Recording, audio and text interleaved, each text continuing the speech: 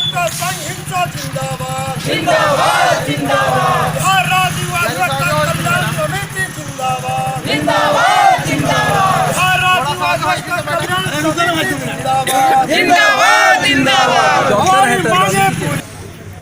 19वीं अधिवेशन में हम लोग शामिल हो रहे हैं। हम लोग अधिवक्ता की एकजुटता मांगे पूरी रहेगी, एकदम होना है, चाहे जो भी मजबूरी हो सरकार की, लेकिन हमारी मांगे पूरी करनी होगी। भारत सरकार की ओर से राजपत्रित कर्मचारी को जो सुविधा लागू है वो सुविधा अधिवक्ताओं को लागू करना होगा। यही मांगे हैं और अटल सत्य होगा। अधिकार का अध्यक्ष हूँ बेबी सिन्हा।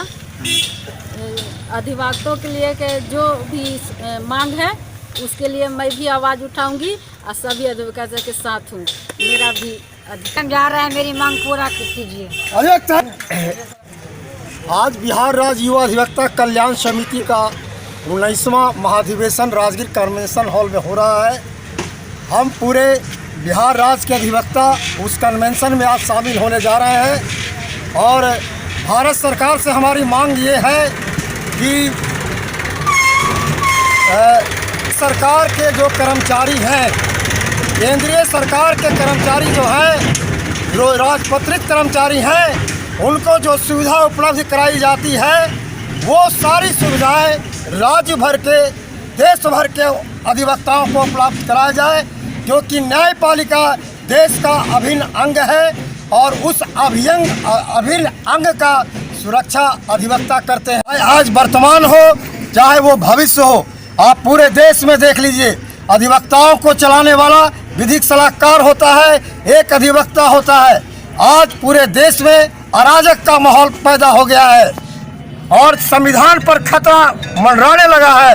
उस संविधान की रक्षा करने के लिए हम सभी अधिवक्ता भाइयों को साथ में आना पड़ेगा।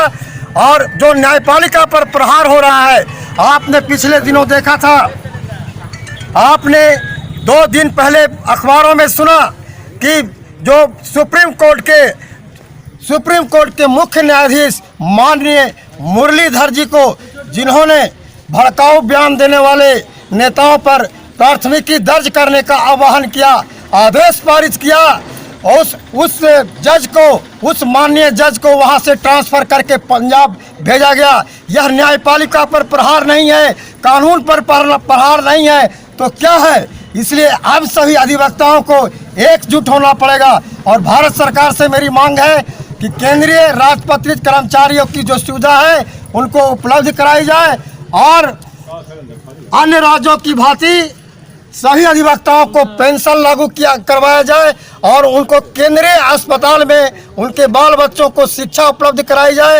ये सारी तमाम बातों को लेकर के आज महाधिवेशन होने जा रहा है और उसमें हमारे राज्य के प्रतिनिधि और केंद्र के प्रतिनिधि शामिल होंगे और 5 सूत्रीय मांगों पर हमारा वहां निर्णय होगा।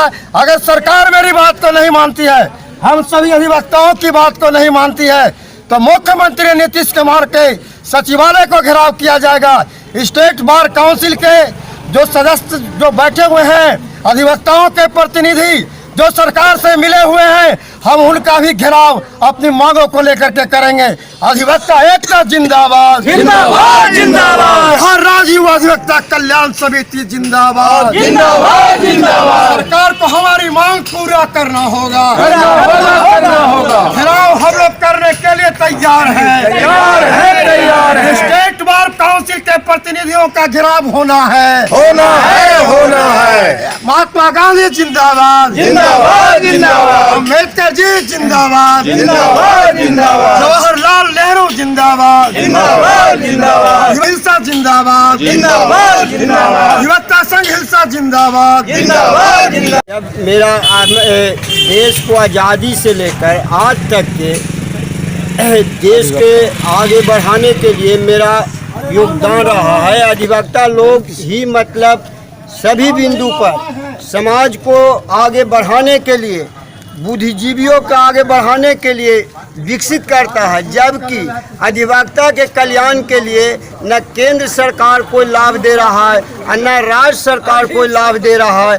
हम लोग के आम के जनता से भी बद से बदतर की ओर हम लोग चले जा रहे हैं।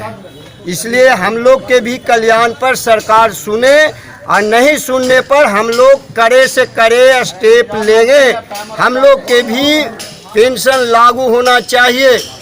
अधिवक्ता के कल्याण के लिए केंद्र सरकार एवं राज्य सरकार इस पर पूर्ण रूप से विचार विमर्श करके मेरा अधिकार। महाधिवेशन होने जा रहा है राजीव कन्वेंशन हॉल में। उसमें हम लोग मांग करते रहते हैं, हमेशा धरना देते हैं और धरना के साथ साथ रैली भी निकालते हैं। जहाँ भी मीटिंग होता है हर कोर्ट में हम जाते हैं।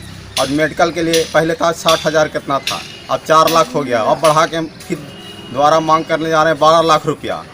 और बड़ी तरह की सुविधाएं के लिए हम लोग कन्वेंशन हॉल में जा रहे हैं मांग के लिए। अधिवक्ताओं के विभिन्न मांगों को लेकर के जो राजगीर में जो अंतर्राष्ट्रीय कन्वेंशन हॉल में जो सम्मेलन का आयोजन किया गया है, इसमें हिलसा के अधिवक्ताओं की भारी संख्या में वहाँ भागीदारी हो, जिसके लिए अधिवक्ता संघ हिलसा जो है बाज़ाब्ते कार्यकारिणी की बैठक करके और पूरी व्यवस्था की है ताकि उस राज्य स्तरीय कन्वेंशन हॉल में जो बैठक हो उसमें हिलसा के अधिवक्ताओं की भारी भागीदारी हो और उस कन्वेंशन हॉल में इस बात का एहसास लोगों को हो कि सबसे ज़्यादा यदि कहीं कोई जागरूक है तो अधिवक्ता संघ हिलसा है, जहाँ के सदस्यों की भारी उपस्थिति है और हमारी जो मांगे अधिवक्ताओं की है वह पूरी हो, इसके लिए हिलसा और जो है पूरे भारतवर्ष में जितने भी अधिवक्ताओं हैं उन लोगों सभी अधिवक्ताओं को हम बूढ़े जवान और इसमें से जुड़े हुए जितने भी सदस्य हैं सभी लोगों को मैं आह्वान करता हूं हिलसा बार काउंसिल के द्वारा कि सभी अधिवक्ता अपने न्याय के लिए एक मत हो करके और अग्रसर हो करके आगे बढ़ें। और जब इस धरती पर अत्याचार, चोरी, डकैती, महामारी जब भी हुआ है अहिंसा के लिए लेकर के, उसके लिए जितने भी हैं सदियों से, जब 1947 में हमारा भारत पहले स्वतंत्र नहीं था उस समय भी हमारे ही अधिवक्ता ही आगे बढ़े हैं और आगे बढ़ कर के उन्होंने मांग किया। जवाहरलाल नेहरू जी अधिवक्ता ही थे, उस समय भी देश के आगे बढ़ाने का काम किया और स्वतंत्रता दिलाने का काम किया। उसी प्रकार आज हम लोग भी अपने अधिवक्ताओं के लिए हम लड़ाई लड़े रहे हैं और लड़ते रहेंगे कि हमारा भी आज़ादी मिले और भारत सरकार के जितने कर्मचारी हैं उसी प्रकार हमें भी सुविधा प्रदान किया जाए। अलग रहेंगे और हमेशा लड़ाई लड़ते रहेंगे जब तक हमारा कार्य पूरा नहीं होता है, तब तक हमें लड़ते रहेंगे। कल्याण समिति का 19वां द्विवार्षिक महाधिवेशन होने जा रहा है। मैं सुमन शर्मा अधिवक्ता संघ हिलसा का एक सदस्य हूँ। अधिवक्ताओं को मानव जीवन के समस्याओं के लिए संघर्ष करते रहते हैं, लेकिन अपने कल्याण के लिए जो है यही एक हथकंडा है जो कि सम्मेलन करके अपने कल्याण जब नहीं होगा तो फिर और जनताओं को क्या कल्याण होगा। इसीलिए हम लोग मानव जीवन के असुविधाओं, कष्ट को निवारण हेतु हम लोग संघर्ष करने जा रहे हैं कि अधिवक्ता ही जब कल्याण उनका नहीं होगा तो फिर आम आदमी को क्या न्याय दिलाएंगे, क्या कष्ट समझेंगे और उसका समस्याओं